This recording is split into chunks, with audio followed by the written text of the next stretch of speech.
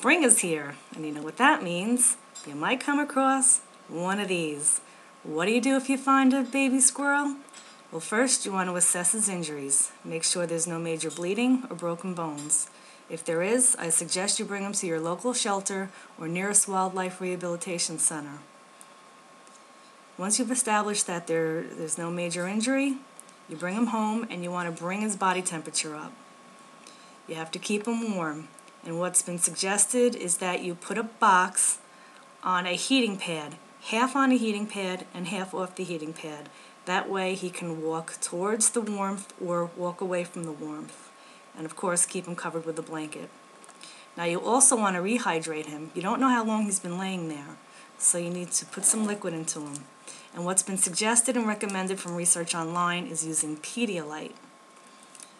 Now I've been using 3 cc's every 3 hours for about 18 hours. You do not want to feed a dehydrated squirrel milk, cow's milk.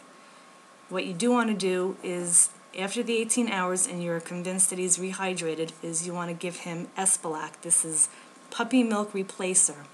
1 part Espalac to 3 parts warm water.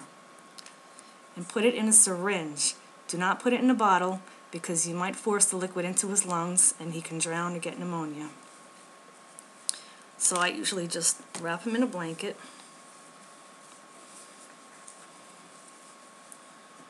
And I'm a mom. I put a little cotton ball under his chin. It's his bib. And you want to slowly introduce the liquid into his mouth. It is, after all, a syringe, and he's been used to a nipple. Now I give him as much as he wants. Of course, not overfeeding him. I know when to stop.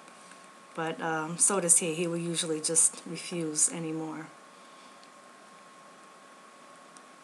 And once he's full, sorry critter, we have to stop for a second. You also, after about 15-20 minutes, you need to stimulate the genitalia so that they can urinate. The mother does do this in the wild. They do not do it on their own, so I'll take a Q-tip or a cotton ball and I'll just massage or tickle the area so that he can urinate. So I will continue feeding you. Now, why am I doing this by myself? Why not give him to a wildlife rehabilitation center? I've done this 18 years ago, and when I called them for help, they said, come on over, we'll show you how to feed him, we'll give you some supplies, and we'll actually give you another squirrel so that they can learn from each other.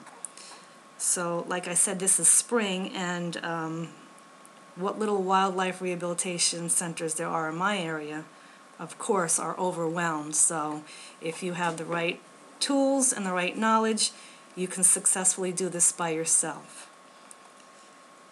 Now once their eyes are open and he starts looking more like a squirrel and is walking around a lot, you could start introducing nuts and seeds and apple slices. Of course, you can still give them formula if you're convinced that they're not eating enough.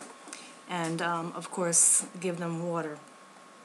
Squirrels also need to have something hard in their cage that they can chew on because their teeth are always growing. They're rodents, so they need to constantly grind down their front teeth.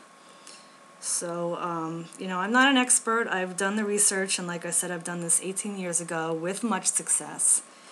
And I would recommend, as I will be doing, contacting my wildlife rehabilitation center so that I can get a buddy for this guy so that they can learn from each other and they can successfully be released into the wild together. So I hope this was helpful, and I hope you guys have much success as I had in the past 18 years ago and that I think I'm having right now. So, good luck. Isn't he a cutie?